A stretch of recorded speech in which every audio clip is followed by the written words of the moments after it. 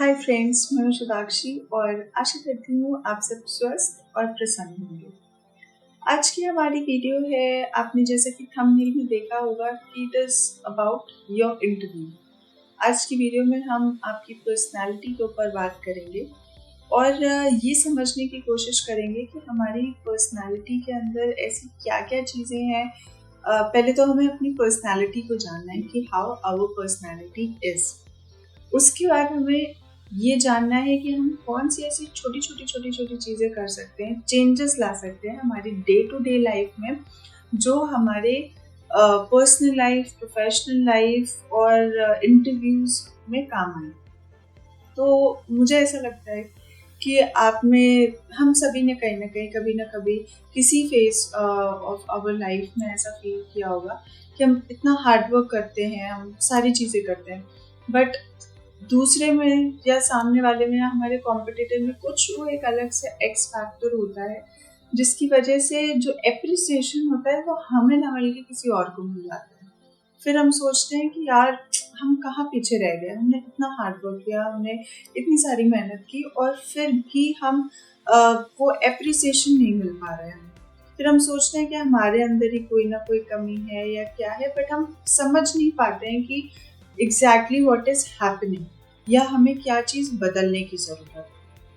या कभी कभी ऐसा होता है कि हम खुद कहते हैं कि let's say Mohini has a very kind personality, या कोई एंटरटेनर है वो he has very good personality, हम जनरली ऐसा बोल देते हैं। So what exactly personality means, हम इस वीडियो में इस टॉपिक के ऊपर बात करेंगे। अब यहाँ पे सोचने वाली बात यह है कि हम ऐसा क्यों करेंगे, वाई पर्सनालिटी, हमने पर्सनालिटी को ही क्यों चूज किया।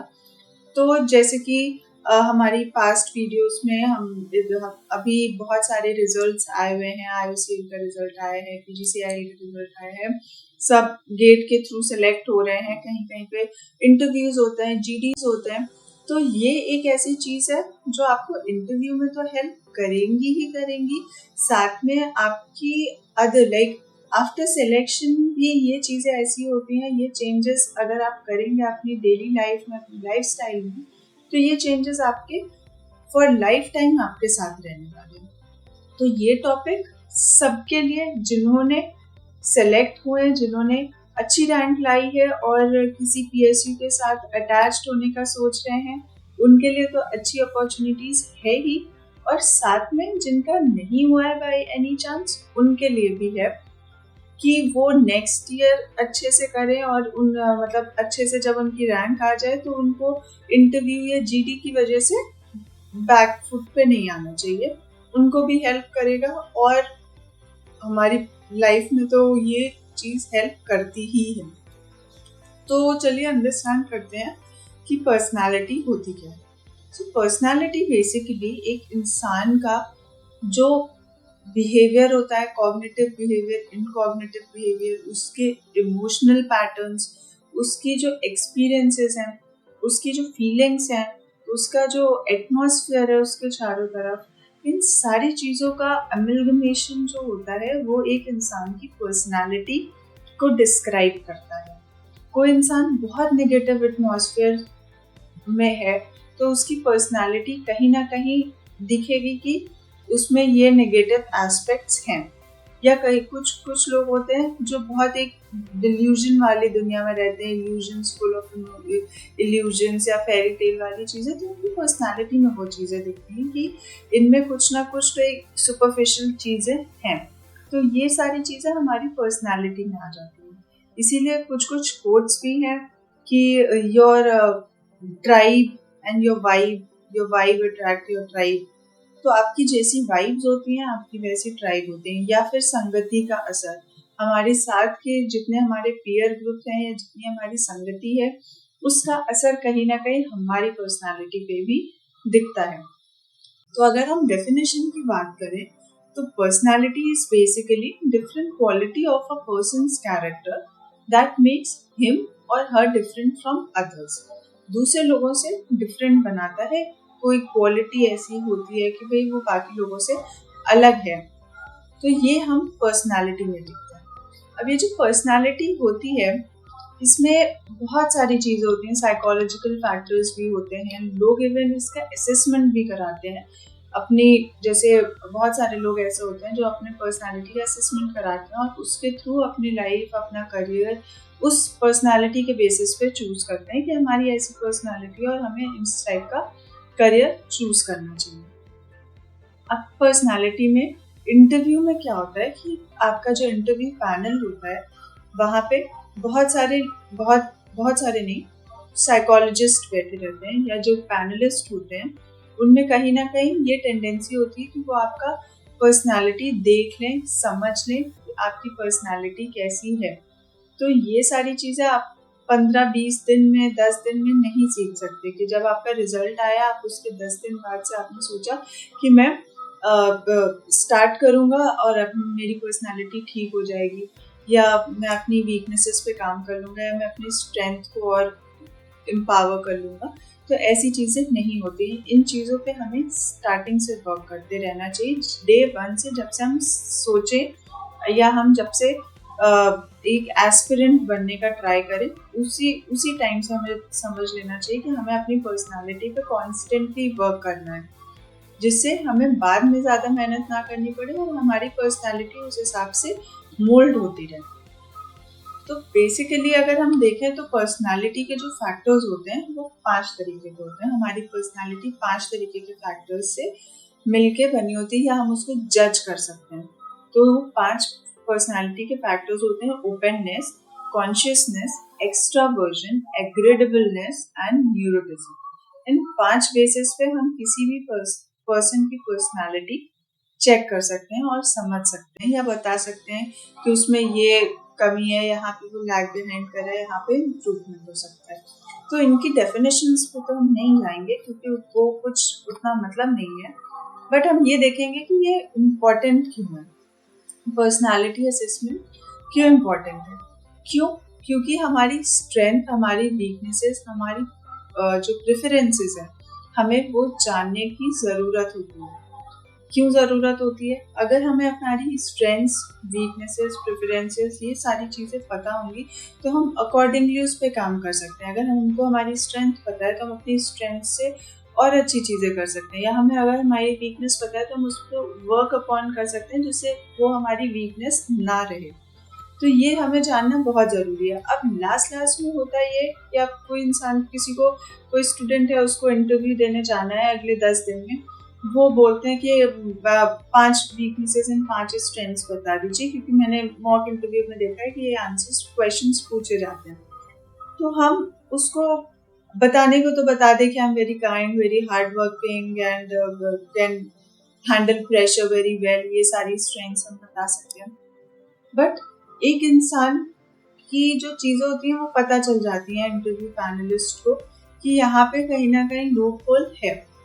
और अगर आप ऐसे बता भी देंगे तो कहीं ना कहीं, क्योंकि जो पैनलिस्ट होते हैं वो बहुत ज़्यादा एक्सपीरियंस होते हैं, दे आर वेल लर्न्ड, तो वो आपका, अगर आपने उनको घुमाने की कोशिश की तो वो समझ जाते हैं कि यहाँ पे कहीं ना कुछ तो लूप होल है। तो ये चीज़ें काफ़ी डिफ़िकल्ट हो जाती हैं। बेटर कि आप समझना स्टार्ट करें कि what are your strength and your weaknesses, क्योंकि ये सारी चीज़ें आपकी लाइफ पे, आपके करियर पे, आपके रिलेशनशिप पे, आपकी पर्सनल ग्रोथ पे और हर तरीके से वर्क और इफेक्ट करेंगी ही करेंगी। अगर आप इन पे काम करेंगे, इन पे वर्क करेंगे तो ये पॉजिटिव इफेक्ट देंगी, वरना कहीं ना कहीं आपको इनके नेगेटिव इफेक्ट्स भी दिखाई देंगे।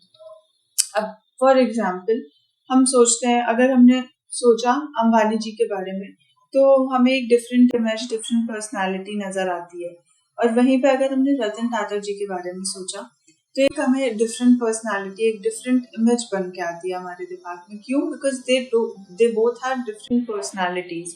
उन्होंने अपने ट्रेड्स बना रखे हैं और उन्होंने अपने ट्रेड्स बना रखे हैं। रतन टाटा जी के अपने ट्रेड्स हैं, अंबानी जी के अपने ट्रेड्स हैं, और उनकी पर्सनालिटीज डिफरेंट हैं। तो हमें पता है कि ये अलग अलग 2 डिफरेंट आइडेंटिटीज हैं, 2 डिफरेंट पर्सनालिटीज हैं।